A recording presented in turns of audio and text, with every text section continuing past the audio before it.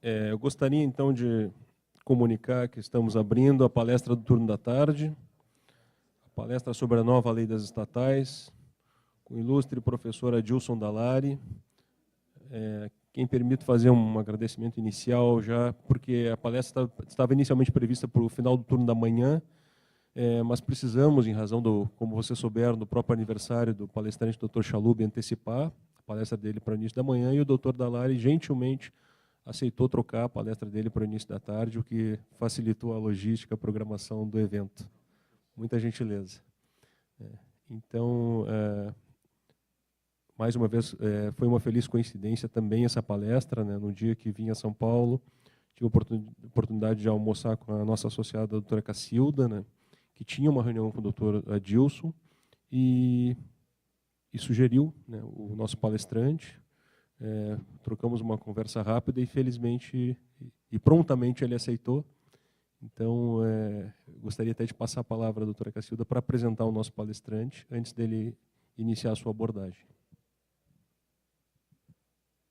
Bom, boa tarde, colegas. Eu sou a Cacilda, aqui da GEAJU em São Paulo. Algumas pessoas me conhecem, outras não. Me sinto muito honrada e também quero agradecer o Dr. Dallari por ter aceito gentilmente o convite, bem em cima da hora, para fazer a palestra aqui para nós. Dr. Adilson é uma pessoa muito importante para o direito administrativo, para o direito público. Quem conhece as obras da PUC em direito público sabe que o Dr. Adilson tem uma importância fenomenal para o direito público. É uma pessoa que é professor aposentado da PUC em direito administrativo. Ele foi o fundador da cadeira de direito urbanístico na PUC, da qual também tive a honra de ser orientada por ele lá nos idos. É melhor a gente não falar quanto tempo eu fui orientada por ele. Um professor espetacular, que, além de me introduzir no direito urbanístico, ensinou muito a lecionar, como ser um bom professor, como ter toda a atenção e respeito com aquele aluno. Fui uma aluna que dei trabalho para o doutor Dallari. Mas é uma honra tê-lo conosco, viu, doutor? Sinta-se acolhido por todos os advogados da Casa. Muito bom. Boa tarde a todos. Com muita satisfação, realmente, que eu estou aqui. E, graças a Deus, deu tudo certo. Por uma série de coincidências, né, nós acabamos nos vendo. Me encontrei com o doutor Álvaro lá na Caixa. Cacilda é amiga de longa data. Já nos cruzamos profissionalmente também em Mauá. Enfim, eu tenho um prazer muito grande em rever a minha ex-aluna e hoje amiga e colega. Vamos tentar cuidar um pouquinho desse complicado estatuto das empresas estatais. É um texto bastante longo, complicado, mas eu procurei fazer um extrato aqui, senão nós vamos passar a tarde inteira falando nisso. E a palestra que vem em seguida é do Juarez Freitas. Juarez é amigo velho também do Instituto Brasileiro de Direito Administrativo, um professor consagrado com muitas coisas, e o tema que ele vai falar para vocês, que eu lamentavelmente não vou poder ficar, ele falou no Congresso Brasileiro de Direito Administrativo, eu ouvi. Vale a pena, é muito bom, é muito interessante para todo mundo. Então, vamos cuidar do nosso estatuto aqui. Espera aí, cadê o... Aqui. Enfim, para falar das empresas estatais, não dá para fazer uma história inteira, mas é preciso recuar um pouquinho no tempo.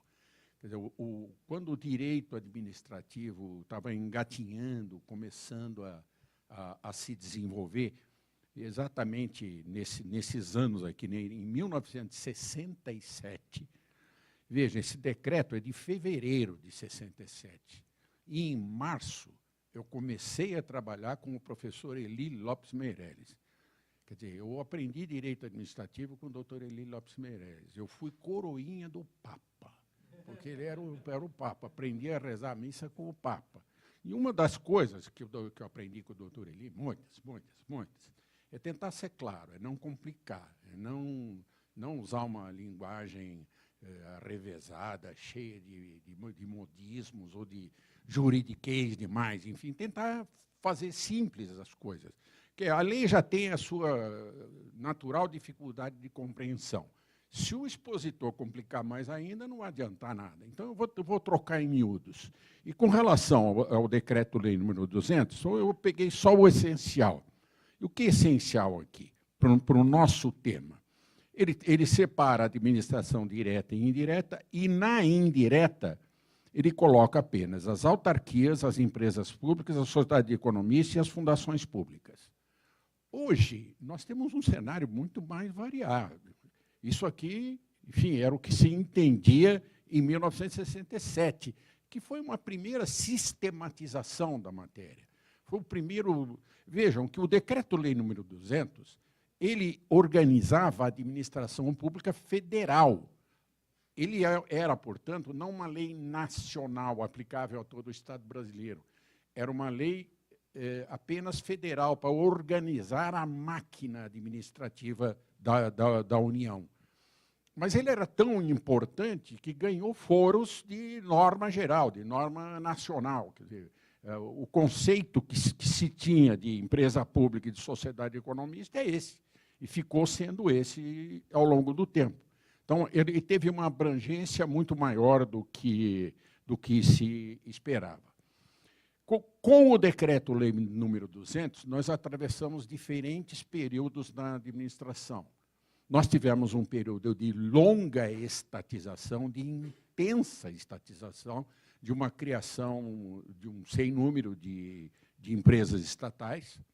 Depois tivemos um período aí de desestatização, quer dizer, de transferência do controle de muitas dessas empresas, especialmente subsidiárias, que foram transferidas para o setor privado, para o controle privado, e tivemos a privatização de serviços públicos, serviços que eram executados pelo poder público e que passaram a ser executados pelos particulares, especialmente nas concessões rodoviárias.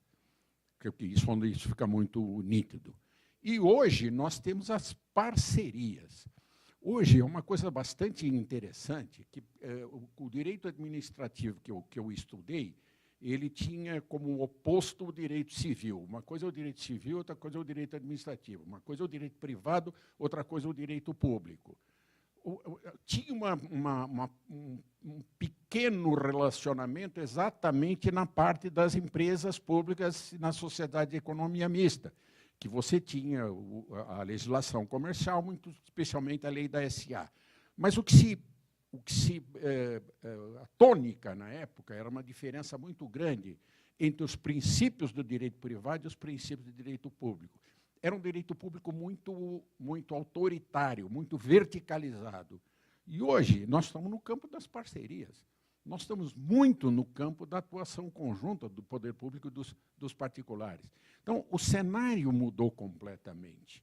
Aquilo que a gente tinha quando do Decreto-Lei número 200 mudou bastante. Então, e desculpa aqui que esqueci de desligar o celular. Isso já aconteceu uma vez há muito tempo. O primeiro celular que eu tinha, porque a minha mulher mandou a compra do celular, o diabo começou a tocar quando eu estava falando e eu não sabia desligar. Agora, pelo menos, aprendi. Desculpa uma falha aqui. Então, vamos prosseguindo aqui, dando um salto no tempo, porque, como eu disse, o cenário mudou muito. E mudou muito exatamente a partir da Constituição de 88. A Constituição de 88 é que estabeleceu pela primeira vez a primeira Constituição que tem um capítulo sobre a administração pública, e tem esse artigo 37, que é muito importante, que fala dos princípios da administração pública. Eu dei aí um destaque para os princípios da moralidade e da eficiência, porque nós vamos ter muita influência desses dois. Dos outros todos, claro, da legalidade, da impessoalidade. Mas eu estou falando do princípio da moralidade, porque ele tem uma repercussão enorme no Estatuto das Empresas. Quer dizer, ninguém ignora que nós atravessamos um período histórico no governo, na administração pública, um período muito triste, um período caracterizado pela corrupção. E aí vem uma reação. E o difícil é encontrar o equilíbrio, porque hoje é um caso sério trabalhar na administração pública, porque tudo que se faz em matéria de administração pública é caracterizado pelo princípio da desconfiança. Tá certo? Não, aí tem coisa. Se tem administração nisso, aí tem. Então, essa lei é muito marcada com essa preocupação com a moralidade, de evidenciar, olha, aqui não tem nada, viu? Olha, está tudo direitinho. Então, a lei ficou muito marcada por isso, ela é muito ruim em alguns aspectos por causa disso. Tudo que você vai fazer na administração pública hoje, você tem que ter um cuidado redobrado por causa do princípio não escrito, que é o da desconfiança, mas que existe. Agora, ao lado dele, o da eficiência, né? A administração pública, naquele tempo, ela tinha que ser cumpridora da lei, ponto. Não interessava muito o resultado, interessava que ela fosse fiel cumpridora da lei. Hoje, não. Hoje, o que se exige da administração pública é resultado, ela tem que ser eficiente. E, claro que eu não podia comentar todos os incisos aqui do artigo 37, mas eu copiei 2 aqui que nos dizem respeito exatamente ao nosso tempo. Qual que era o problema na época da estatização?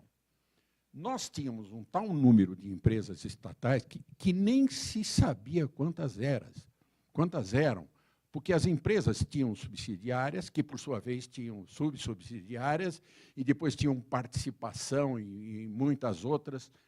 E eu, naquela época, trabalhei numa empresa estatal, na Acesita, que também era um inferno. Ela tinha um monte de subsidiárias que, por sua vez, assumiam o controle de outras empresas por causa de...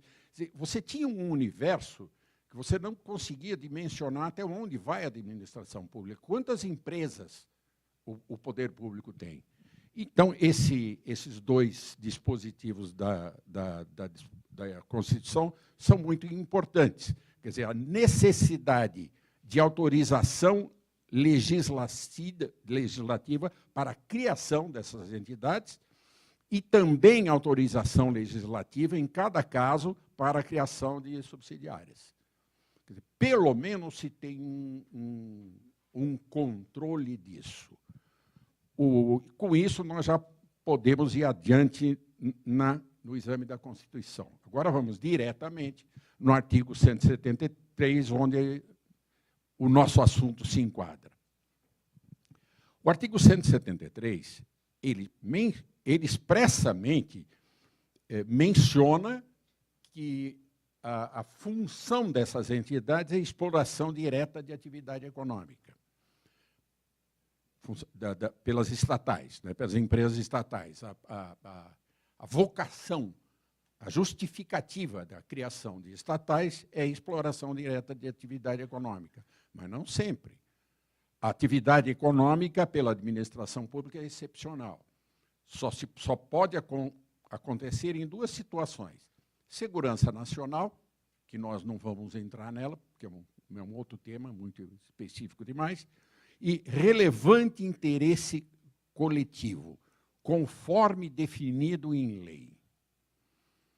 Em matéria de segurança nacional, nós temos uma definição do que é, a legislação cuida disso, mas o relevante interesse coletivo, conforme definidos em lei, nós não temos uma lei dizendo, olha, o que é de interesse coletivo. Isso não é um grande problema, porque é algo que tem que ser decidido, que tem que ser apurado em cada caso, tanto na criação da empresa, quanto na criação de subsidiárias, como nós vimos nos incisos 19 e 20 do artigo 37.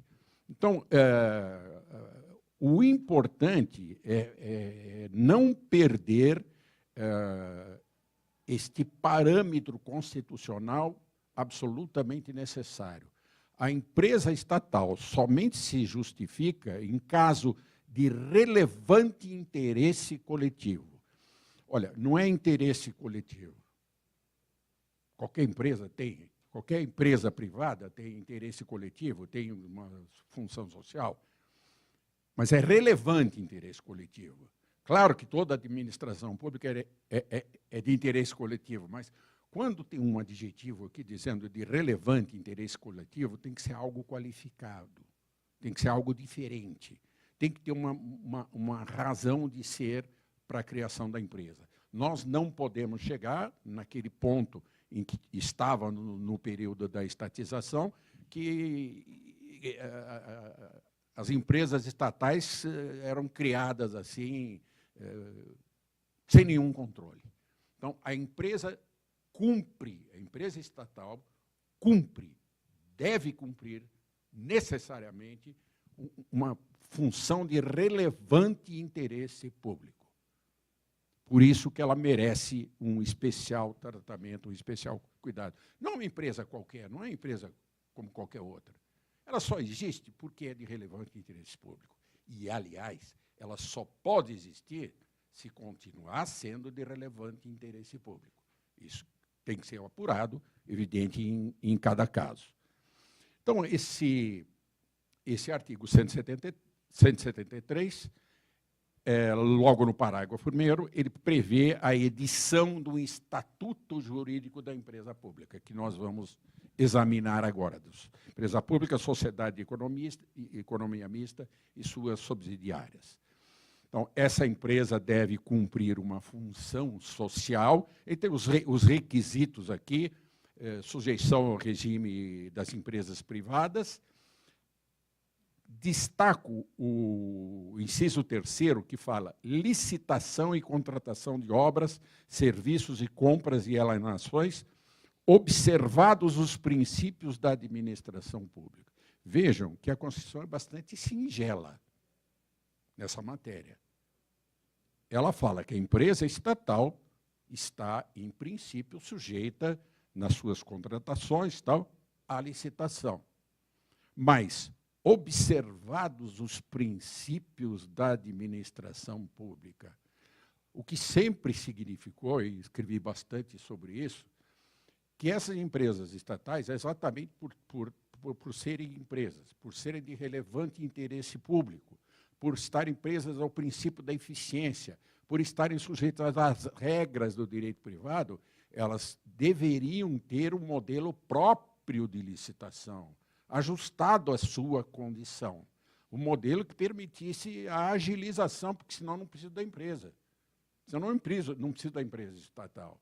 Quer dizer, você criar uma empresa estatal e burocratizar, você mata a empresa. Perde a razão de ser. Mas aí vamos fazer um pequeno comentário mais adiante.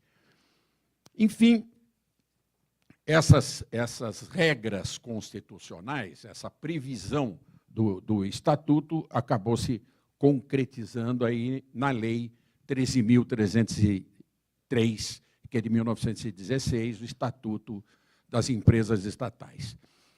Vejam o artigo 1º. O artigo 1º já é uma bela de uma amostra de como é que é essa lei. Vejam o tamanho do artigo, complexidade da relação, da redação. Ela fala que, enfim, que ela se aplica a qualquer empresa pública ou sociedade de economia mista do Estado, da União ou dos municípios. Vejam a comparação que eu fiz com o Decreto-Lei nº 200. O Decreto-Lei nº 200 era aplicável à administração federal, era uma lei federal. Esta é uma lei nacional. Esse estatuto estabelece normas, ou deveria estabelecer, normas gerais aplicáveis à União, Estado e município. Quer dizer, teoricamente, esta lei seria uma lei de normas gerais, ela devia conter apenas o essencial, e a União, cada Estado, cada município legislava sobre suas empresas. Mas ela foi muito além de normas gerais. Ela desceu extremamente no detalhe e abrange toda a atividade econômica, ainda que essa atividade econômica esteja sujeita a regime de monopólio, ou seja, ou se constitua numa prestação de serviço público. Porque prestação de serviço público, efetivamente, também é atividade econômica, no sentido de aplicação de recursos para a obtenção de um resultado econômico. Mas a lei ela tem essa preocupação de abranger absolutamente tudo, não deixar nada fora. Então, ela fala, prestação de atividade econômica, mesmo que a atividade econômica seja exercida como monopólio. Eu nunca soube por que tinha que dizer isso, porque uma atividade exercida sob monopólio deixa de ser atividade econômica. Nunca passou pela minha cabeça. Quanto à prestação de serviço público, ainda teve alguma duvidazinha na doutrina. O ministro Eros Grau, que escreveu muito sobre isso e resolveu o problema. Mas, enfim, veja uma preocupação do detalhe. Veja uma preocupação do detalhe, não deixar nada fora. Então, vamos ver algum desdobramento disso. Como eu disse, não é possível comentar essa lei inteira, que ela é muito complexa. Então, eu destaquei alguma coisa. Peguei o parágrafo primeiro. Veja como é a coisa. Ela diz, o título 1 desta lei, exceto o disposto nos artigos tais, não se aplica. Ela começa como uma negativa aqui, dizendo, exceto, não se aplica. Se o exceto não se aplica, é porque aplica. Então, vejam a falha de redação, a má qualidade da redação. Exceto uma infinidade de artigos, eu estava mostrando aqui para a Cacilda, que para poder entender essa lei, eu tive que borrar tudo isso aqui, escrever muito para saber, esse aplica, esse não aplica. Quais são que não se aplica? Então, eu pus uma tinta amarela aqui, aquela caneta amarela no que se aplica, pus a azul no que não se aplica. É um inferno isso aqui. É muito difícil. É uma redação horrível. Agora, vejam o que vem em seguida. O artigo, o parágrafo 1º, aí, no fim, ele faz um divisor de águas que é 90 milhões de reais. Então, tem uma parte da lei que se aplica a todas as empresas e uma parte da lei que só aplica às empresas que tiverem capital inferior a 90 mil reais. Milhões, imagina 90 milhões de reais. Aí o parágrafo 2º explica novamente que mesmo que explore atividade econômica, ainda que a atividade econômica, também não era pura repetição, não tinha que nada, é pura repetição. Aí vem o terceiro, dizendo que os poderes executivos poderão editar atos que estabeleçam regras de governança para si. É aberta, então, uma possibilidade que os poderes executivos estabeleçam regras especiais para essas entidades não sujeitas àqueles artigos. E aí vem o parágrafo 4º, que diz que a não edição dos atos, de que trata o parágrafo 3º, no prazo de 180 dias, zera tudo. Fica como se não tivesse escrito. Quer dizer, aquela exceção de 90 milhões de reais, ela pode produzir efeitos num prazo de 180 dias. Se não puder, acabou. Então, vejam a complexidade disso. Vejam a complexidade disso. É uma lei realmente difícil de se entender. E ela é tremendamente abrangente. Como eu resumi aqui, ela abrange não só as empresas e suas subsidiárias, mas abrange também consórcios, as sociedades de propósito específico e, o que é mais importante, a participação minoritária. Porque hoje nós temos muita atividade econômica, muita participação de empresas estatais como minoritárias. E isso é muito importante. Porque eu comecei com o Decreto-Lei número 200, exatamente para dizer que a preocupação lá era só com a sociedade economista e empresa pública. Acabou. Agora, nós temos um universo danado, porque temos os consórcios, as de propósito específico e, muito especialmente, as de participação minoritária. Aqui no parágrafo 7º, né, abrange onde não detém o controle acionário. Que tipo de empresas onde não se detém esse controle acionário? Quando é que o poder público, as empresas estatais, podem atuar como parceiras nessas entidades sem deter o controle econômico? Em algumas empresas privadas, a participação da empresa estatal tem uma função de fomento, de promover o desenvolvimento, de fazer com que essas empresas, pela sua importância econômica, se desenvolvem. Um coadjuvante da economia. É o incentivo econômico, é o fomento. Outros casos que são empresas que seriam até inviáveis sem um aporte público, que são aquelas empresas de pesquisa, de inovação. São empresas que têm um custo bastante alto e que precisam, então, de um reforço para poder subsistir e funcionar. E nós temos depois também um número bastante grande de participação do poder público, participação minoritária, em concessionárias de serviços públicos, concessionárias de serviços de obras públicas. Nós tivemos isso muito marcante na Petrobras, a obrigatoriedade de participação estatal nas propostas, né, nas licitações, e muito especialmente na Infraero. A Infraero hoje está numa modificação bastante grande. A Infraero vai sofrer uma modificação muito grande, porque essas participações vão ser alienadas, enfim, vai ter muita modificação aqui. Mas, de qualquer maneira, é importante que a lei geral das empresas estatais não cuide só das empresas estatais, mas cuide daquelas empresas onde o poder público tem participação minoritária. Vamos ver isso mais para adiante.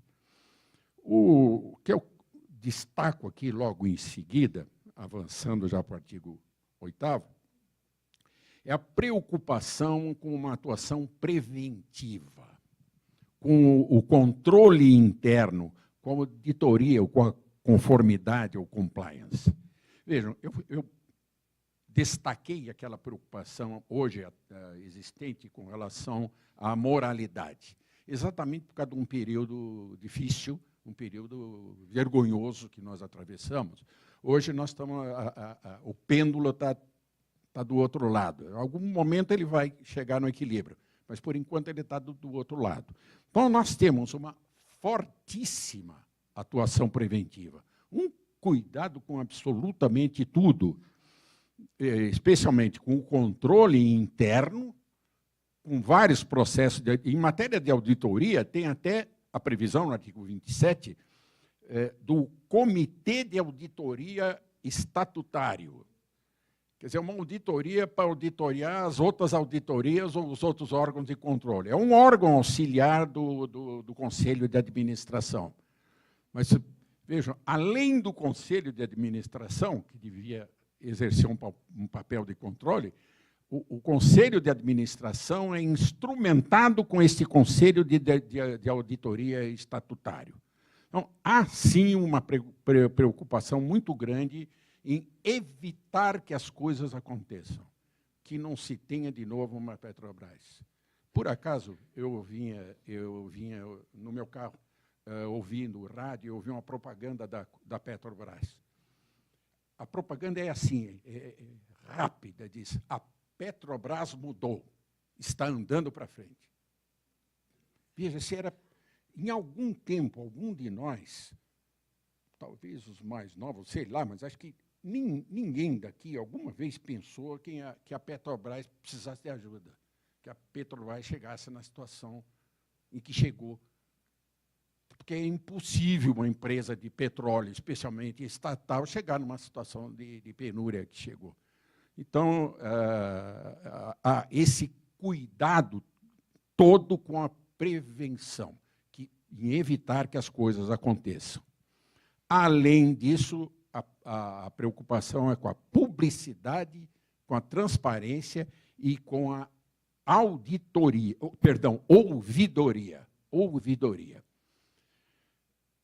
A publicidade é um princípio constitucional e deveria normalmente ser aplicado, mas as empresas estatais eram uma caixa preta. A Petrobras era um Estado dentro do Estado. A Petrobras chegou onde chegou porque ela é impenetrável. Nada era público na Petrobras. A Petrobras era um inferno. Era um Estado dentro do Estado. Tudo era absolutamente sigiloso. Agora, o princípio é da publicidade, da transparência. É preciso mostrar o que está acontecendo e por que está acontecendo. As razões de cada coisa. A ouvidoria é uma tradução nossa do antigo ombudsman dos países Suécia, Dinamarca e tal. Em Portugal era o procurador da justiça, que o ombudsman lá passou a chamar procurador de justiça, depois foi se aplicando em vários países. No Brasil, nós simplificamos com a ouvidoria. Quer dizer, é um órgão independente. O importante da ouvidoria, eu ajudei a montar a ouvidoria no governo do Estado de São Paulo. Trabalhei bastante com eu fui secretário do prefeito Mário Covas e depois trabalhei com o governador Mário Covas, mas sem cargo nenhum, só colaboração. E uma das coisas que ele me pediu foi montar a auditoria no governo do Estado. O auditor é um chato. Auditor é um cargo de sacrifício. O auditor é um sujeito, o ouvidor. O ouvidor é um chato. O ouvidor, para funcionar, ele tem que atravessar as linhas de hierarquia. Se ele tiver sujeito à hierarquia, não adianta nada. Enfim, é alguém que pode penetrar em qualquer setor da administração a qualquer hora, senão ele não funciona.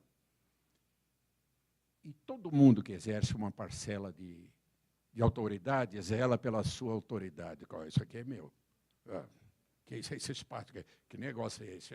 Isso aqui, o chefe aqui sou eu, quem manda aqui sou eu. É normal na administração pública, absolutamente normal. Na administração privada, não, mas na administração pública é um caso sério. Eu fui um secretário de administração muito chato, porque exatamente eu atravessava as linhas. Eu era o responsável.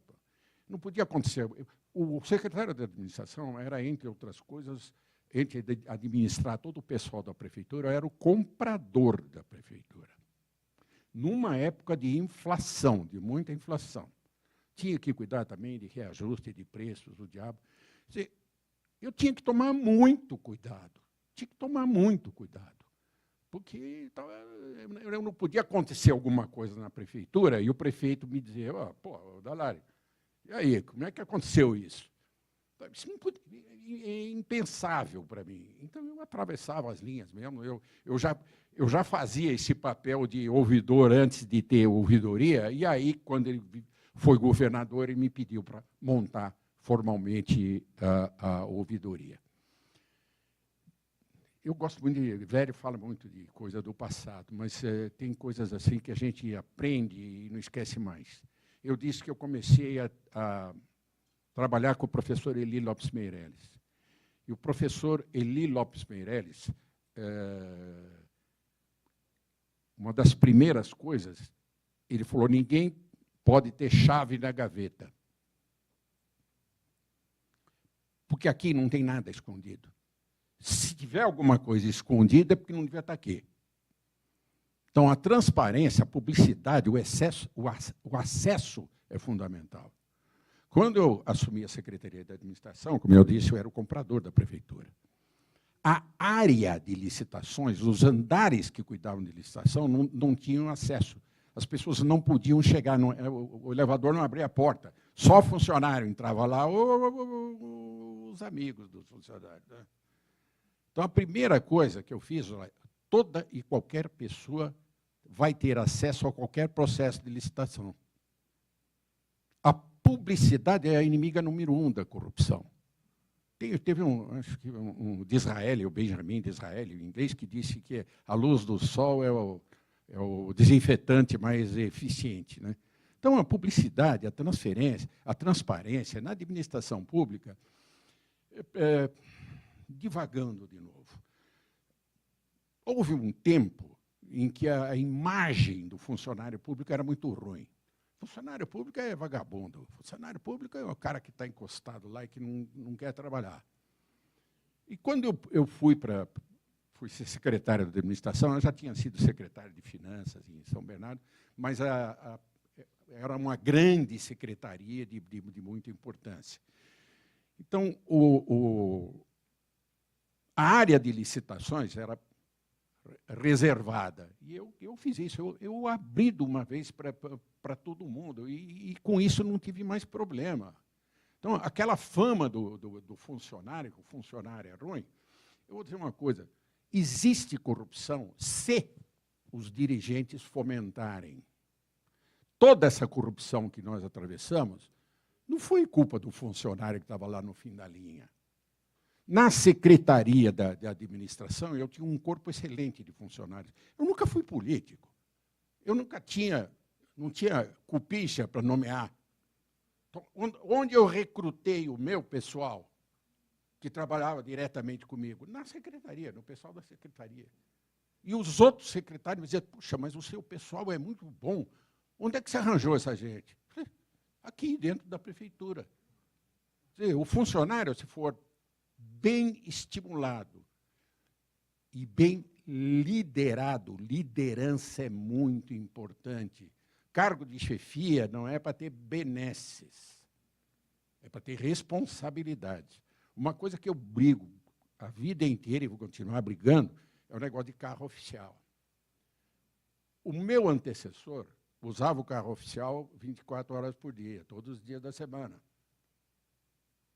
Eu, por princípio, eu usava o carro oficial só no horário de expediente. Fora do horário de expediente, a menos que eu tivesse uma solenidade à noite, uma coisa qualquer. Porque para mim, facilitava a minha vida.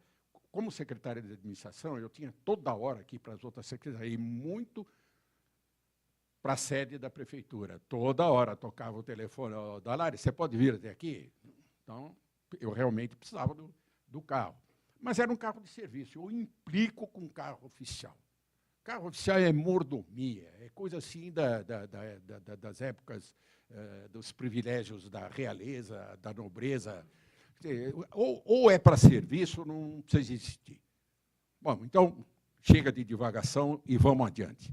Falei aqui na questão da publicidade, da transparência e, muito especialmente, da ouvidoria. E destaco aqui no artigo 8º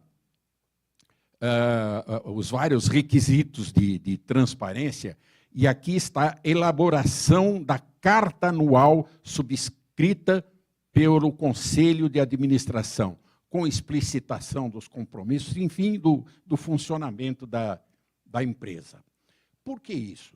Qual é a razão disso? Qual é a importância disso? Voltando na Constituição, a empresa estatal só existe se desempenhar um papel de relevante interesse público. Mas esse relevante interesse público não é apenas para a criação, é para a criação e para o funcionamento.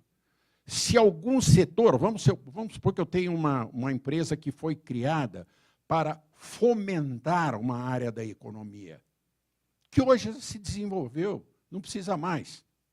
Para que eu preciso dessa empresa? Então, é preciso que a empresa estatal continue justificando os motivos tal da sua criação.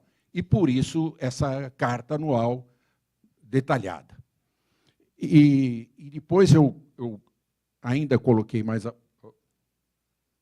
alguma coisa ainda nessa linha, sobre destacando aquela divulgação das informações.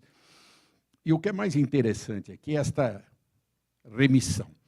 O inciso 3 fala na divulgação de todos aqueles dados econômicos, financeiros, de desempenho, de políticas, práticas, detalha tudo, vamos dizer, toda a matéria técnica, toda a técnica que tem que ser desenvolvida na operação da empresa. E aí vem o inciso 8, que fala ampla divulgação ao público em geral daquelas informações, mas em linguagem clara e direta. Em linguagem clara e direta. Ou seja, é preciso que a gestão da empresa, a gestão pública, tenha aquele detalhamento técnico absolutamente importante. Mas, para assegurar a transparência, a publicidade, é possível, é exigência também a divulgação em linguagem clara e direta, a tradução daquilo tudo numa linguagem acessível à população. Claro que isso também tem limite, porque depende de um mínimo de compreensão. Nós temos o que tem de alfabetos funcionais no Brasil, não é brincadeira.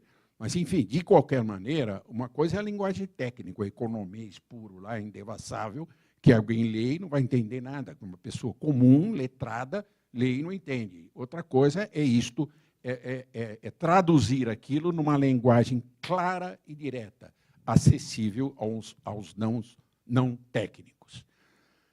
E agora vem a parte mais sensível aqui. As condições e vedação para os administradores. Como é que é hoje, como é que era até agora, como é que foi durante muito tempo a escolha de dirigentes, do corpo dirigente das empresas estatais? Loteamento de cargos. Tá? O presidencialismo de coalizão, de cooptação, deu nisso. Era um negócio. Era indicar pessoas que tinham participação política, influência, voto. E o que era mais importante, capacidade de corrupção. Capacidade de corrupção, que tivesse jeito para fazer a coisa. Então, isso mudou. Porque hoje existe uma série de condições, de exigências de formação técnica na área de atuação da empresa e de experiência em gestão. Quer dizer, não é qualquer um. E depois vem uma linha enorme de vedações aos administradores. Nessas vedações entra o problema de exercício de cargo em partido, de parentesco com, enfim, exercentes de funções públicas. Tem uma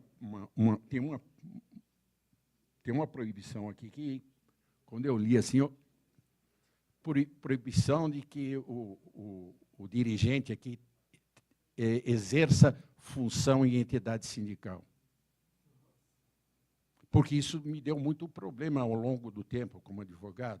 Quer dizer, muitas vezes o dirigente me dizia, olha, eu estou sendo pressionado. Quer dizer, o representante do sindicato exige isso, mas se eu não fizer, como é que eu fico? Se eu fizer, como é que eu fico?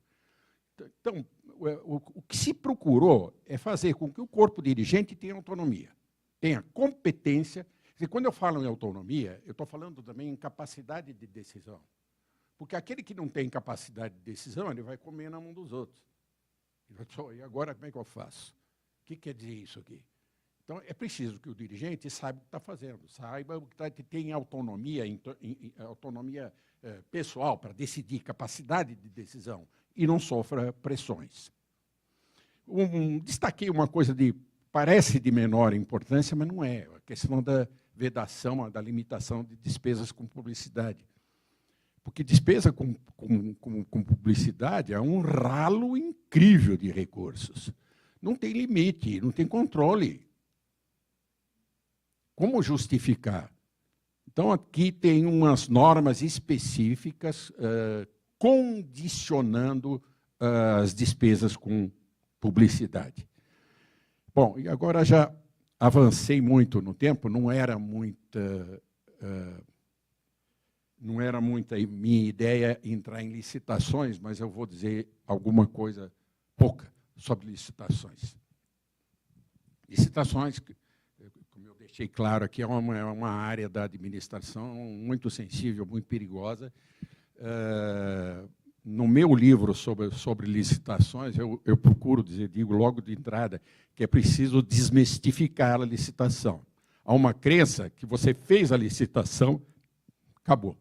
Você fez a licitação direitinho, venceu o vencedor, tal, faz o contrato e todos os problemas estão resolvidos.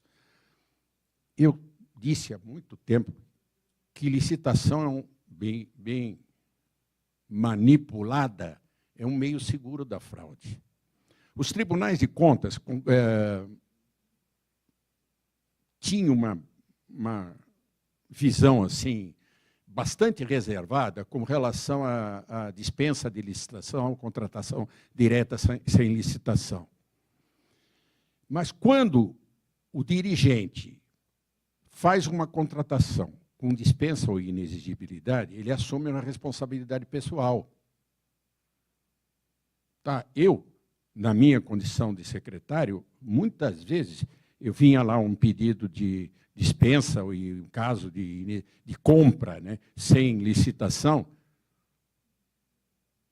e eu queria saber, chamava o representante da área lá e dizer, por que isso? Ah, doutor, por que isso? Por causa disso, por causa daquilo, precisa mesmo. Olha, tem essa circunstância, o único que serve, por causa da medida. E no... Eu falei, então vamos fazer uma coisa, põe isso no papel. Escreve isso que você está me dizendo, escreve no papel e eu defiro. Porque você assume uma responsabilidade pessoal quando dispensa. Agora, a licitação bem manipulada é um caso sério. Né? É um caso sério. O que aconteceu no Brasil nos últimos anos? Especialmente com as grandes empreiteiras. Eu dou até data para isso. Eu fui advogado das grandes empreiteiras. Quando havia disputa entre elas. Era muito comum que empresas, as grandes empreiteiras, disputassem licitações. Era muito comum que algumas delas se unissem em consórcio numa licitação e outras se unissem em outro consórcio e fosse... Todo mundo vivia numa cordialidade danada, mas o que não impedia a disputa efetiva, que uma impugnasse a proposta da outra, que entrasse com mandado de segurança. De 2007 para cá, acabou. Licitação só para material de consumo. Para grandes obras e concessões e tal, é jogo de cartas marcadas, uma coisa terrível, com raras e honrosas exceções. Mas perdi meus grandes clientes. Meus grandes clientes estão na cadeia hoje. Fazer o quê? Não ouviram os meus conselhos. Né? Aí que deu. Né? Bom, enfim, então vamos adiante um pouquinho com isso. Eu fiz questão de colocar, embora não tivesse intenção de falar sobre licitações, eu coloquei o artigo 28 só para fazer um contraste com o texto constitucional, que no artigo 173, onde está lá as exigências, né, para as empresas estatais, que esse estatuto devia ter, na parte de licitações, eu destaquei muito, observados os princípios da administração pública. Eu deveria ter, portanto, uma licitação ágil, compatível com a empresa. Agora, vê o que diz o artigo 28. Olha a complexidade disso, é difícil de ler. Quando você chega no fim, você já não lembra mais do começo. Um detalhamento louco, quer dizer, completamente desnecessário. Bastaria colocar a regra geral da licitação e depois fazer essa menção no final, os artigos 29 e 30, aos casos de dispensa, e situações de inexigibilidade. Os casos de dispensa, eles têm que ter previsão legal, são específicos. Os casos de dispensa são aqueles que estão no elenco. E as situações de inexigibilidade são apenas exemplificativas. Quando a licitação é inexigível, quando não for possível a sua realização. Então, a lei diz isso e depois faz uma série de especificações, mas em caráter exemplificativo. Tem algo que eu gostei muito aqui no artigo 29, quando fala dos casos de dispensa. Está no no inciso 15, ela fala que é dispensável nos casos das contratações emergenciais, contratações de emergência, quando não se pode esperar a realização da licitação, ou quando ela for deserta, quando não tiver proposta, ela não puder ser renovada. Os casos, portanto, de emergência. Só que vem um parágrafo segundo dizendo que, mesmo nos casos em que seja possível a contratação em caráter emergencial, é preciso verificar se essa emergência se justifica. Porque eu cansei de ver na administração pública a emergência criada. Por exemplo, serviço de lixo. Trabalhei muito com prefeituras. Coleta de lixo. O contrato vai terminar. E ninguém providencia a licitação para fazer a nova contratação. Então, quando chega no último mês, nos últimos meses, e agora, como é que vai fazer com o lixo? Contratação emergencial, contratação direta, sem licitação.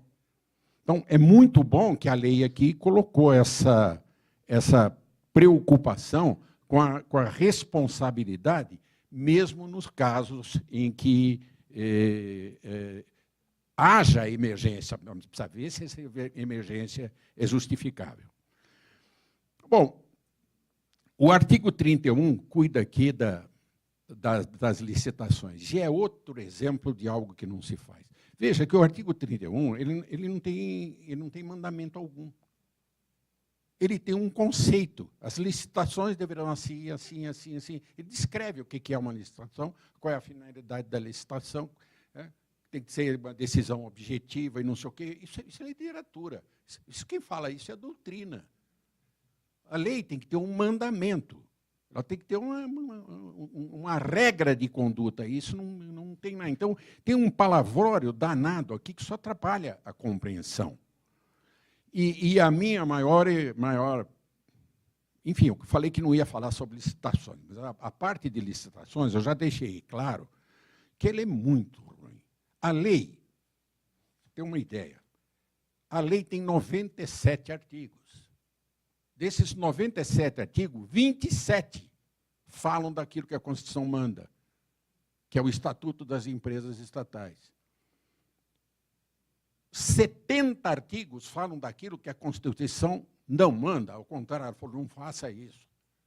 Quando ela fala licitações obedecidas aos princípios da administração pública, ela está falando, não me faça aquele quebra-cabeça dos diabos que só dá problema. E o que tem nessa lei aqui? Ela tem 70 artigos sobre licitação.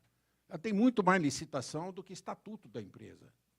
E ela cria problemas incríveis, com uma redação terrível. Mas a minha maior implicação aqui é com o orçamento sigiloso. Está aqui, o orçamento sigiloso. O valor estimado do contrato a ser celebrado pela empresa pública ou pela sociedade economista será sigiloso. A regra geral é o sigiloso. A lei continua dizendo que, quando não for sigiloso, tem que justificar.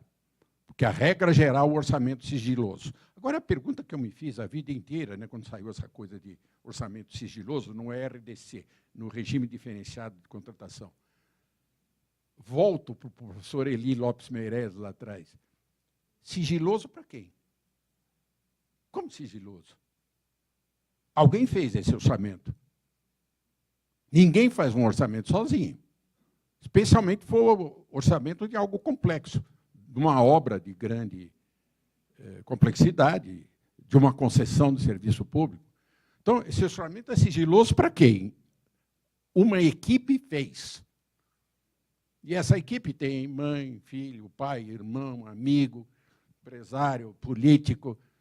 Não existe sigilo, não existe sigilo. Por isso que o professor Eli falou, não pode fechar a gaveta. Por isso que eu falei, todo mundo tem que ter acesso aos processos. Porque sigilo só serve para uma única coisa, para vender informação privilegiada. Para quem sabe como é que vai ser a partida. Quem já soube, faz a sua proposta assim, que o orçamento está assim. Para quem faz quem com informação privilegiada já se ajusta àquilo que supostamente será exigido, mas ele já está sabendo antes. Então, eu sou inimigo radical desse orçamento sigiloso. E fica divertido aqui, eu coloquei o parágrafo 3º para mostrar o absurdo disso. A informação relativa ao valor estimado do objeto da licitação, ainda que tenha caráter sigiloso, será disponibilizada a órgãos de controle externo e interno. Então, repito a minha pergunta: sigiloso para quem? Se a informação sigilosa tem que ser disponibilizada para órgãos, órgãos é uma pluralidade de pessoas, órgãos não é uma pessoa. Então, sigiloso para quem, meu Deus do céu? Isso é uma coisa completamente maluca. Bom, já me alonguei demais, então vamos para as conclusões aqui. Como o Juarez, o meu caro amigo Juarez, que vai depois fazer a sua brilhante exposição, como eu já disse, é brilhante mesmo, porque eu já ouvi, o meu amigo Juarez vai ter que aguentar mais um pouquinho aqui nas conclusões. Então, vamos às conclusões. Essa lei, efetivamente, o estatuto aqui das empresas estatais, a 13.303, de 30 de junho de 2016, ela chegou bastante atrasada, chegou só agora. Já é algo que devia ter acontecido há muito tempo. Mas, de qualquer maneira, ela tem esse aspecto positivo, que é preencher uma lacuna normativa. Até agora, você não sabia a questão das empresas que tinham estatuto próprio de licitação. Podia ou não podia, era constitucional ou inconstitucional. Eu sempre defendia a constitucionalidade, mas o Supremo estava se encaminhando, os tribunais de contas se encaminhando em sentido contrário, e agora foi completamente em sentido contrário. Quer dizer, é contra aquilo que a Constituição dispõe. A Constituição determina que se faça de maneira diferente, e o que fez a lei igualou tudo. E igualou com uma complexidade danada. Então, a abrangência aqui é grande demais, é acima daquilo que a Constituição permitia. O fato de preencher a lacuna normativa, de um certo modo, traz segurança jurídica, porque você tem uma norma, uma regra, você não fica dependendo excessivamente da doutrina, da jurisprudência, e muito especialmente do entendimento dos tribunais de contas, que é um caso sério. Então, tem esse aspecto positivo, que é o de trazer segurança jurídica. Outro aspecto bastante positivo, que eu já salientei ao longo da exposição, é o controle interno e a publicidade. Publicidade é essencial nos atos da administração, acaba com o sigilo, e o controle interno. Quer dizer, o controle interno é algo que eu sempre acreditei, aquilo que eu pratiquei nos cargos que exerci. Quer dizer, o dirigente tem o dever de atuar o controle interno. Olha, como eu disse, a gente fica contando o caso, mas eu vou contar um caso. Na minha atividade como secretária de administração, eu tinha uma conta lá que era de serviços públicos. Controle de consumo de água, gás, energia elétrica e telefone. A prefeitura paga isso. Vocês não queiram saber os abusos que havia nisso. Quando eu passei a controlar, despencou tudo. Mas teve uma folclórica, que é o negócio de telefone. O telefone da prefeitura fazia ligações internacionais. Qualquer funcionário pegava o telefone e fazia uma ligação internacional. Deu para apurar, num determinado telefone, porque na conta veio discriminada, um sujeito lá que falava com a namorada, ficava ao papo com a namorada que morava no exterior. Deu para identificar. Então, como secretário, baixei uma norma que era proibido e que tinha que controlar e não sei o quê. E aí foi um secretário se queixar com o prefeito. Como? O Dall'Ari está fazendo censura telefônica. Censura telefônica. Por isso que eu disse, o sujeito que faz essa tarefa aqui de ouvidoria é um chato, porque ele controla tudo mesmo, ele vai descobrir essas coisas que os organismos normais da administração não detectam. Então, isso é muito importante, essa preocupação com o controle interno e com a publicidade das ações administrativas. Outra coisa muito importante é a definição de responsabilidades. Porque aquele jogo de empurra é também normal em qualquer administração, pública ou privada. Não, isso aqui não é da minha área, ou isso aqui é da minha área. Enfim, a definição da responsabilidade é absolutamente essencial. Então, eu vejo esses aspectos positivos aqui. O preenchimento da lacuna, a segurança jurídica, controle, publicidade e definição de responsabilidades.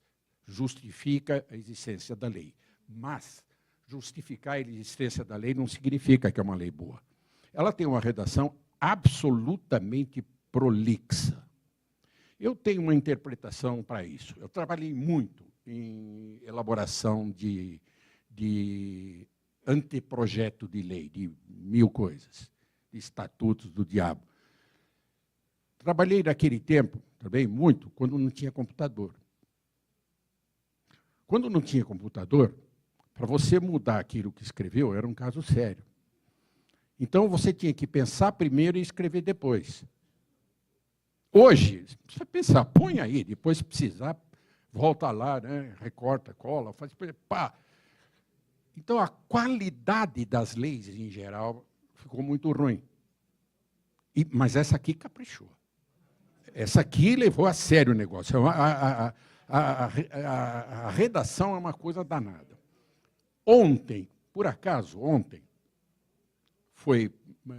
saiu aí, foi lançado um livro coordenado pelo professor Ives Gandra e outros, com comentários ao Código Tributário Nacional em comemoração aos 50 anos do Código Tributário Nacional.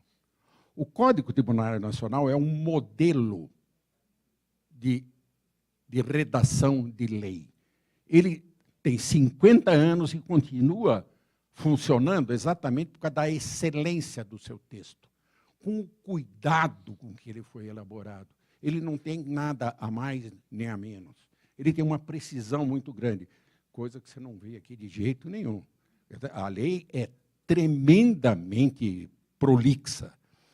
A outra coisa que eu coloco aqui é a questão do abuso de remissões. Tudo quanto é artigo aqui remete para tudo quanto é artigo. Eu peguei aqui, por acaso, o artigo 29, só para pegar como exemplo. Artigo 29, quando está falando das licitações, é dispensável a realização de licitações, os casos de dispensa. Aí eu vou lá para o inciso 14. O inciso 14 me diz o seguinte: é dispensável a licitação nas contratações visando ao cumprimento do disposto nos artigos 3º, 4º e 20 da Lei nº 10.973, de 2 de dezembro de 2004, observados os princípios gerais de contratação nela constantes. Vou ver o que é isso. E aí fui ver a Lei 10.973, porque, graças a Deus, hoje a gente tem uma fonte, né? Dá para ir. É uma lei de incentivo à inovação e à pesquisa científica. É uma lei tremendamente complexa, que, além de tudo, tem muitas remissões internas, tem um sistema próprio de licitação, e ela foi modificada muitas vezes ao longo do tempo. Então, quem lê isso aqui não vai entender nada. Quer dizer, é impossível você entender qual é a norma que está aqui nesse inciso 19. E está cheio de coisa desse tipo. O que tem de remissão a outras leis, tudo bem, mas tem muita remissão a artigos. Eu coloquei o título no parágrafo 1º do artigo 1º, que faz remissão aos artigos 2º, 3º, 4º, 5º, 6º, 7º, 8º, 11, 12 e 27. E cada um desses artigos, por sua vez, tem remissões. Quer dizer, a tarefa do jurista de descobrir o conteúdo do enunciado da lei, quer dizer, o que a lei diz, é uma coisa infernal, porque o artigo que você está interpretando, ele não diz nada sozinho. Ele não é autossuficiente, ele não é bastante. Você não consegue apreender o conteúdo do mandamento a não ser fazendo remissões, vendo tudo aquilo de remissões. Por último, vou falar do engodo aqui. Talvez não seja bem engodo, mas, enfim, uma crença, uma falsa crença. Dá para perceber nessa lei a preocupação de resolver tudo. Os dispositivos são muito extensos, muito detalhados, com 1000 remissões, porque quer matar o assunto. Então, está tudo na lei, ninguém vai ter mais dúvida, porque o meu artigo aqui não deixou nada de fora. Doce ilusão, doce ilusão. Todo profissional de direito sabe que a norma comporta uma pluralidade de interpretações. E quando você multiplica o número de normas, você multiplica o número de possibilidades de interpretação. Então, em vez de criar facilidade, criou dificuldade mesmo. Enfim, peço desculpas por ter me alongado tanto aqui, mas achei que tinha que fazer um comentário até com considerações paralelas, porque eu estou imaginando a responsabilidade de vocês. Quem vai ter que destrinchar e aplicar isso é o corpo jurídico da Caixa. Quer dizer, todos os dirigentes, diante de toda essa cautela, vão querer saber do jurídico, e agora, qual é a interpretação disso? Posso ou não posso? Então, vocês terão uma responsabilidade qualificada com a aplicação dessa lei. E por isso que eu cumprimento a todos e agradeço muitíssimo pelo honroso convite que me foi feito. Muito obrigado.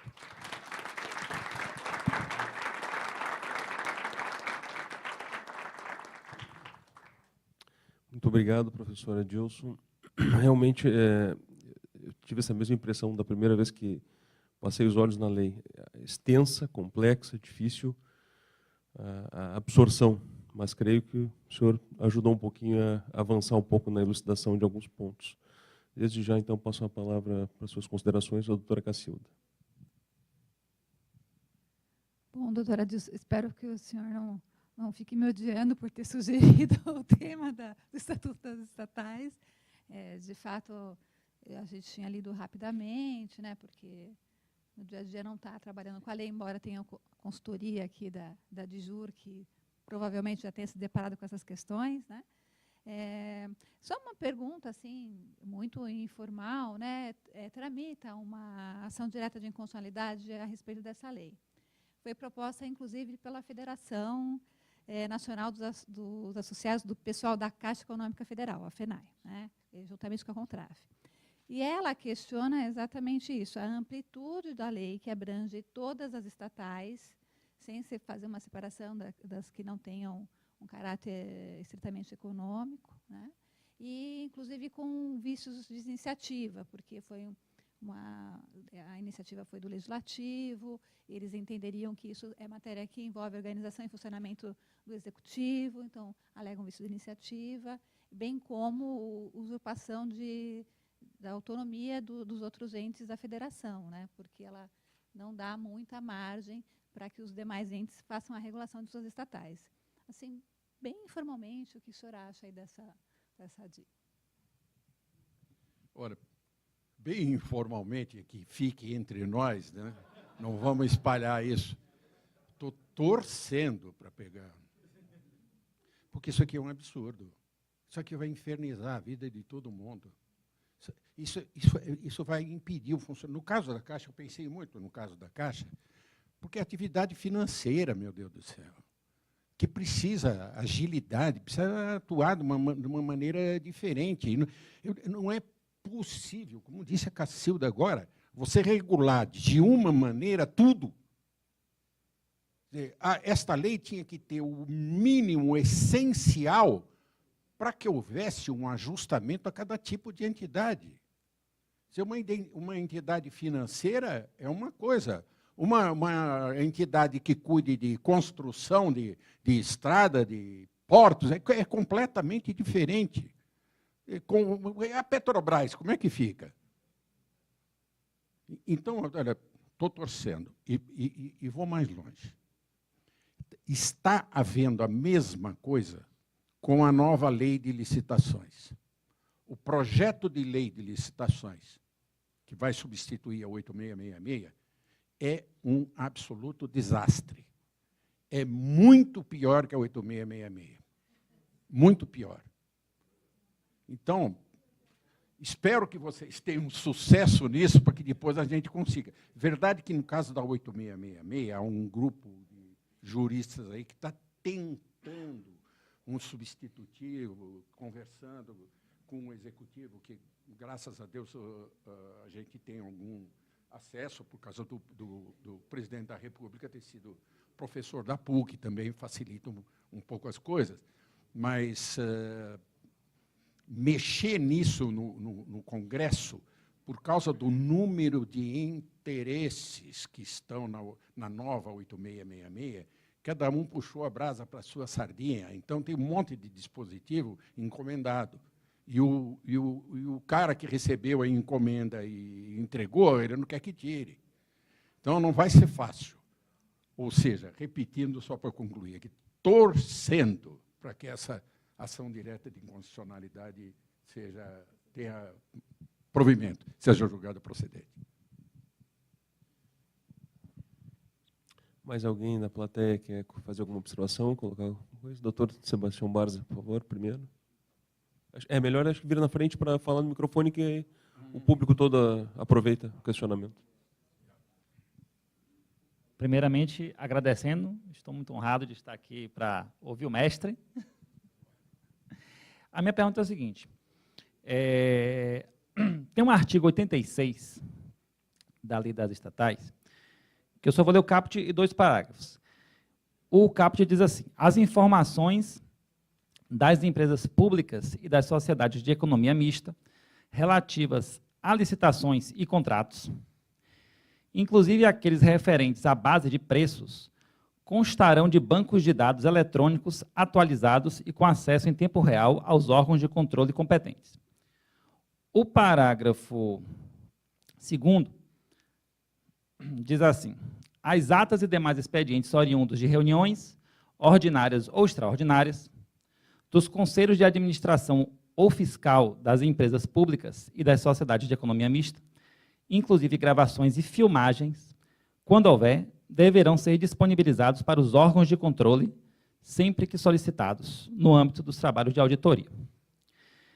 E, finalmente, o parágrafo 4º diz assim: as informações que sejam revestidas de sigilo bancário, estratégico, comercial ou industrial, serão assim identificadas, respondendo o servidor administrativa, civil e penalmente, pelos danos causados à empresa pública ou à sociedade de economia mista e a seus acionistas em razão de eventual divulgação indevida. A minha pergunta é o seguinte: no entendimento do senhor, os órgãos de controle passaram a ter acesso ou poderes de quebra de sigilo bancário geral ou passaram a ter um poder de acesso ao sigilo bancário estritamente quando for necessária uma licitação ou um contrato administrativo específico? E, em um outro caso, isso é constitucional? Muito bom.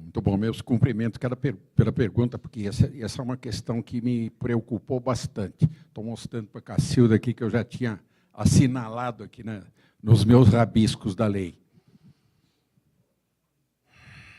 No caso das instituições financeiras, a questão do sigilo é muito delicada.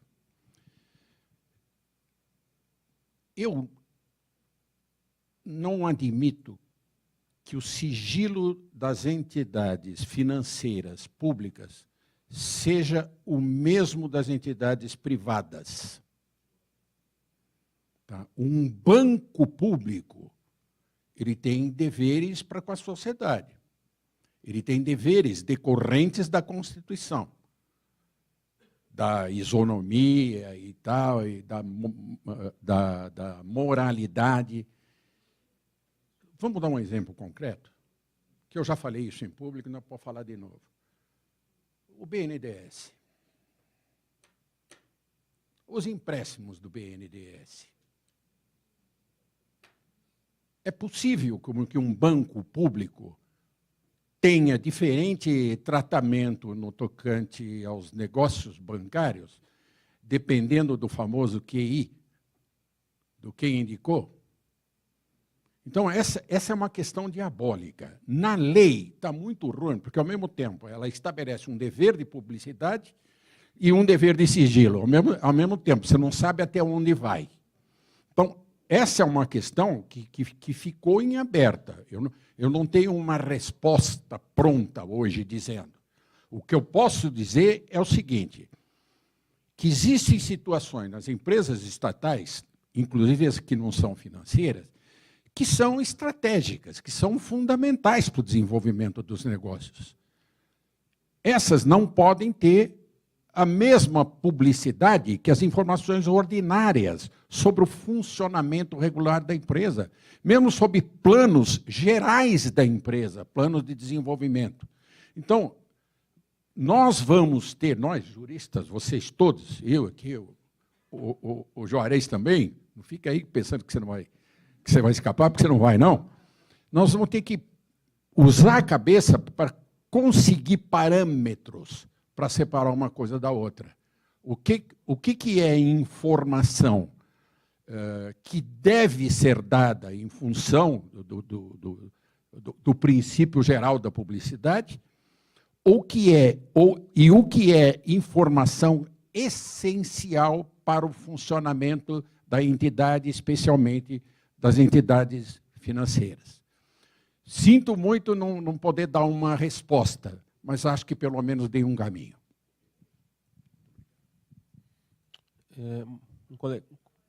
Sim, com certeza. Só antes, acho que alguém tinha levantado a mão aqui na direita. Não? Não, então a colega mesmo, a doutora Carolina. Né?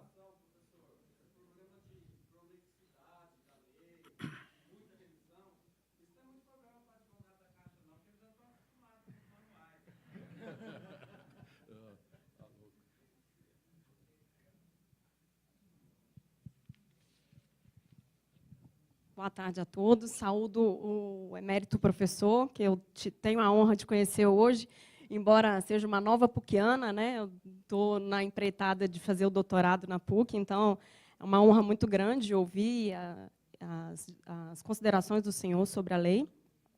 E eu tive a felicidade ou a infelicidade de participar de parte da discussão da lei, mas já no finalzinho do PL. Né, e encaminhamos algumas questões, algumas muito comuns, as considerações que o senhor colocou, né, muito em relação à própria tecnia da lei, questão da abrangência do conteúdo, de vários aspectos. Né. Mas o que me chamou a atenção é que ela cria, e alguns doutrinadores já têm falado isso, que ela cria uma outra espécie, além da dispensa e da inexigibilidade, ela cria uma espécie de inaplicabilidade de licitação. E são dois casos específicos, e aí eu vou pedir a licença para ler, que é bem complexo. O artigo 28 trata lá no caput da regra geral, né, de licitação. Parágrafo 3º traz a hipótese de, embora ele fale dispensa, alguns doutrinadores têm falado em inaplicabilidade. E ele traz as seguintes situações: a comercialização, prestação e execução de... Eu perdi aqui. De serviços ou obras relacionados aos objetos sociais, que é a própria prestação direta. Né? Então, nunca houve dúvida que não se aplica licitação para a própria atividade econômica da empresa. E o segundo, que é o problemático, doutor, que ele traz a escolha do parceiro associada a características particulares vinculadas à oportunidade de negócio. Então, como o doutor colocou, tanto o conceito indeterminado de oportunidade de negócios para as empresas públicas é uma problemática grande, porque acho que muito além do lucro, né, as empresas estatais têm aí um dever social de fomento enorme. Então, a primeira questão que eu queria ouvir do senhor para o senhor, nessa concepção de oportunidade de negócios, estaria vinculada tão somente à atividade concorrencial, e, assim, nas discussões que eu participei, me parece que a intenção era dar um reposicionamento para as estatais, dar para elas uma vantajosidade dentro do cenário concorrencial, mas eu entendo que, para além disso, esse conceito tem que ser aberto e aberto constitucionalmente. E, além desse ponto, se estabelece nesse inciso 2º, além da oportunidade de negócios, a formalização da celebração de uma parceria, né? E essa parceria, na verdade, ela seria formalizada com o parceiro negocial, que também não é nenhuma novidade. O problema é que a doutrina, né, alguma doutrina ainda, voz forte no nosso direito administrativo, tem levantado a questão de que esse termo de parceria atenderia também a uma certa prestação de serviços, em burla à licitação.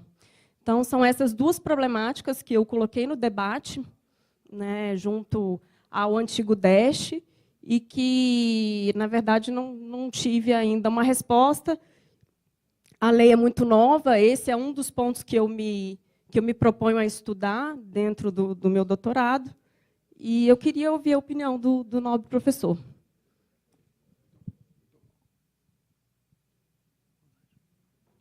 Muito bom, muito oportuna também a pergunta, que pegou duas coisas aqui importantes, mas a primeira, aquela questão lá do inciso primeiro, a comercialização do produto,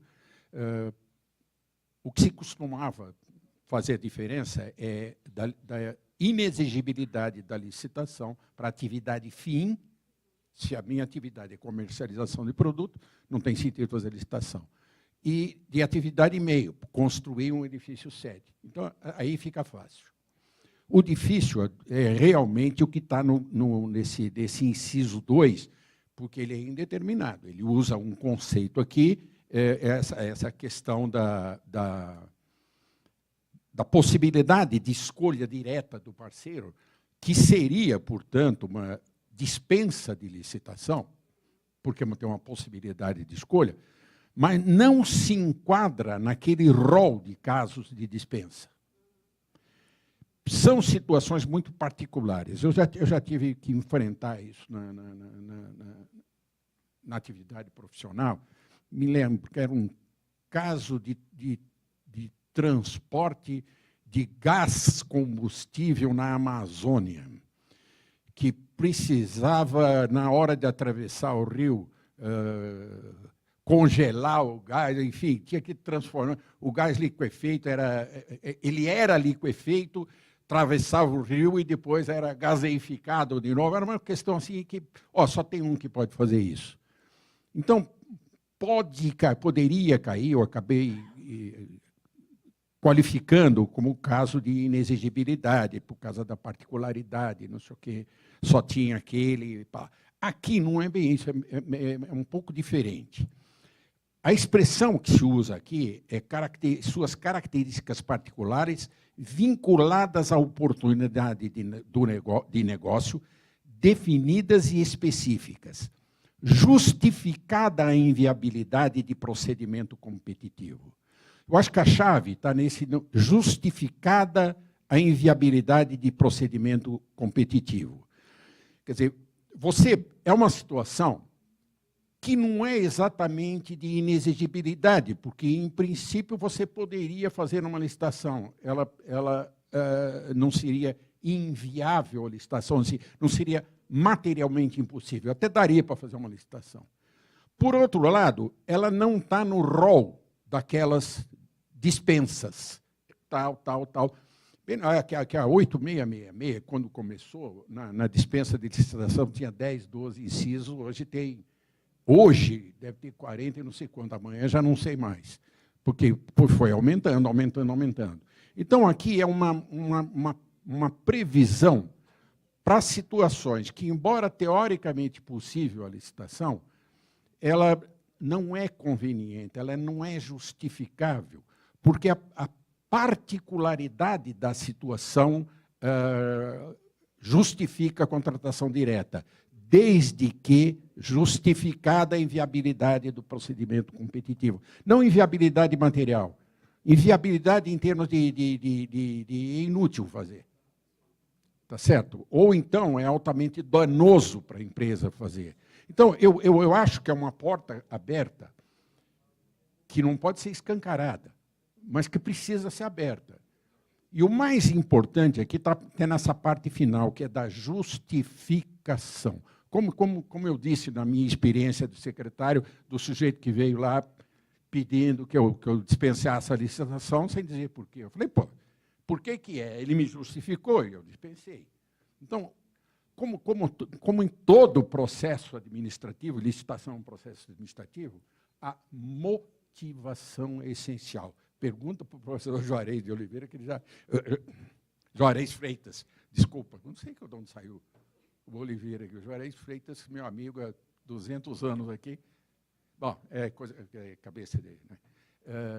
Enfim, eu acho que a sua pergunta é essencial e, como eu também disse naquele caso, não tem uma resposta. Tem um entendimento, tem um guia, tem uma luz para aplicar isso aqui. Eu acho que essa abertura é necessária, mas não pode gerar abuso. Muito obrigado. Mais alguém gostaria de fazer algum questionamento? Doutor Duílio, por favor. Seria bom no microfone para o pessoal poder aproveitar, já que está sendo gravado. A consideração que nos toca, professor, é a respeito da lei específica. Ela autoriza a criação, a instituição, né, de empresa pública, a lei específica, segundo as bases constitucionais do 37. E o estatuto prevê a forma de elaboração e tal. Eu queria saber na forma de extinção de uma empresa pública, que é um tema que nos toca. Tal. Eu queria saber qual a posição do senhor, se um estatuto, alteração estatutária bastaria ou teria que ter uma aprovação legislativa. Qual a posição do senhor a respeito disso, considerando a dialética que impera no campo de direito público, né? Isso também. O colega complementou a pergunta também falando sobre transformação em SA, se seria alteração estatutária ou necessidade de nova lei. Não, eu acho que aí nós vamos cair na regra geral. Quer dizer, para criar a entidade, não há dúvida, é expresso que você precisa de autorização legislativa. Mas, uma vez criada, a entidade passa a ter vida própria, ela tem autonomia. Ela tem que ter mecanismos que possam prever a sua extinção. Então, ela não precisa de autorização legislativa. Em outros casos, vejam que eu tinha destacado aqui a importância daquela carta anual subscrita pelos membros do Conselho de Administração. Vamos dizer isso aqui. Não é que uma empresa, uma vez criada, ela está criada ad eternum. Ela só pode ser criada em função de uma série de situações que justifiquem a relevância da sua atuação. Mas essa relevância pode ser perdida ao longo do tempo, inclusive com a própria atuação dela. Nas entidades de fomento, aquelas entidades especificamente de fomento, se ela não se extinguir, é porque fracassou. Se ela é uma entidade de fomento, se ela foi produtiva, ela supriu aquela necessidade existente quando da sua criação. Então, eu acho que não há necessidade de autorização legislativa para a extinção. Isso tem que ser feito nos termos da legislação geral existente, da legislação das SA, das empresas em geral, e das normas internas da empresa. Positivamente, no meu entendimento, não há necessidade de autorização legislativa.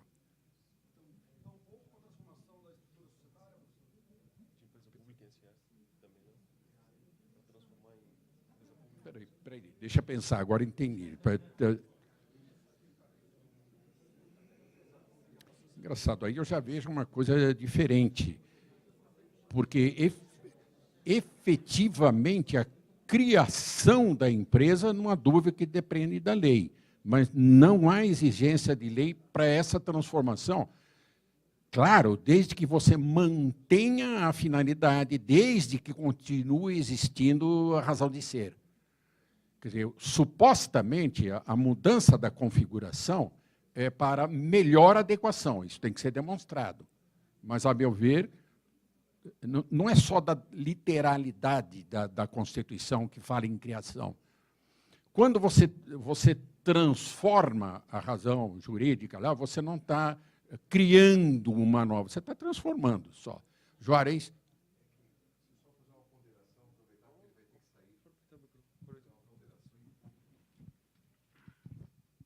Uma ponderação apenas. Primeiro, é sempre uma alegria ouvir o meu notável mestre de tantas jornadas. E isso não é protocolo, de verdade, Adilson. Agora, deixa eu aproveitar, porque ele vai ter que sair, não é? Por razões médicas, vai ter que sair daqui a pouco. Eu penso que aqui é um ponto importantíssimo. A lei autoriza a criação. Eu entendo que a lei deveria autorizar a extinção, mas isso é outro assunto. Não é a lei que cria ela própria e não é a lei que extingue ela própria, mas a autorização é bom. Mas isso, vamos deixar isso passar. Agora, a segunda parte, ela autoriza a criação de uma empresa pública. Ela não autorizou a criação de uma sociedade de economia mista. São coisas diferentes. Eu estou de pleno acordo com o meu colega Juarez que realmente são coisas diferentes. Mas ainda sustento que, quando você transforma, você não está exatamente criando um novo ser, uma nova entidade. Você está transformando uma entidade já existente. Quer dizer, você não pode transformar uma entidade financeira numa construtora, porque aí você está inovando. Quer dizer, se você manter a finalidade da empresa, se subsistirem as condições em razão das quais ela foi criada, eu acho que a mudança da forma de operar poderia ser feito diretamente. Enfim, direito é divergência e nós temos divergido ao longo da vida e, se Deus quiser, vamos continuar divergindo. Não, isso é uma coisa muito séria. Isso é uma coisa, a Cacilda já ouviu isso aqui muitas vezes. Direito é divergência. Quer dizer, o sujeito que não tolera divergência vai fazer outra coisa. Vai fazer outra coisa, porque a nossa vida... Alguém já disse isso, não me lembro quem, que o direito é uma ciência que vive da instabilidade do seu objeto, da incerteza do seu objeto.